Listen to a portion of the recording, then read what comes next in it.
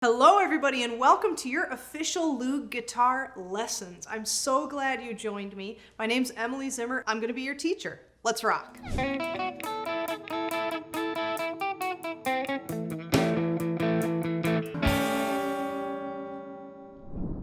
Right now, let's take a look at the C minor chord.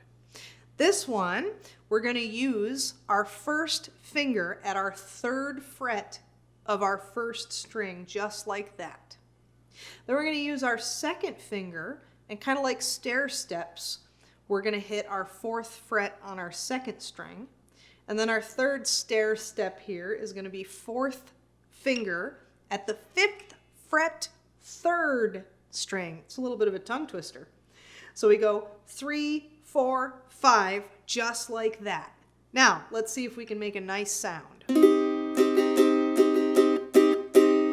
Alright, that's a nice moody minor chord. I like that.